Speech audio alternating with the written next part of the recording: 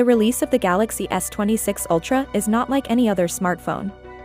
It seems like a proclamation of strength, fervor, and mobile technology's future. Samsung is demonstrating to the globe that innovation never stops pushing the envelope. Anthony believes that this gadget has the potential to revolutionize display technology. Put your hand in front of a phone that is more brilliant than anything you have ever seen. With a peak brightness of 6000 nit, sunlight is not only repelled but also defeated.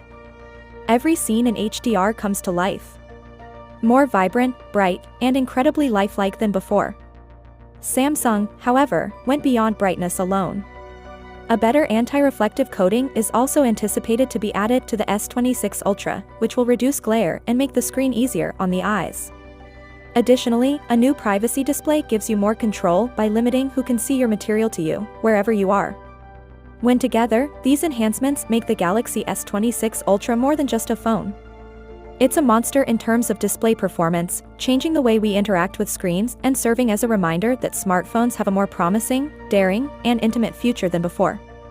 It appears like Samsung's next phone, the Galaxy S26 Ultra, will be a real game-changer rather than just another phone.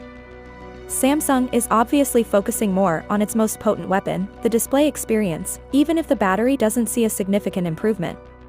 The well-known tipster Ice Universe affirms that 45-watt charging is insufficient for the S26 Ultra. With 60-watt quick charging, it is shutting down. This implies faster top-ups and a resounding indication that Samsung will not lag behind in terms of charging speed. The show, however, is where the true thrill resides. The Galaxy S26 Ultra is expected to feature Samsung Display's most cutting-edge OLED display to date, according to Ice Universe.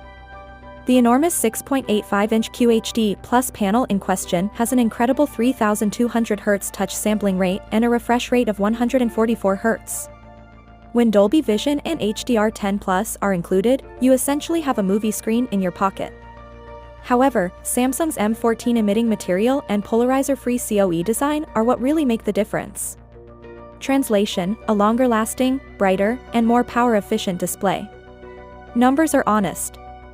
It has a staggering 6000 nits HDR peak brightness, 2600 nits full-screen peak brightness, and 1000 nits manual brightness.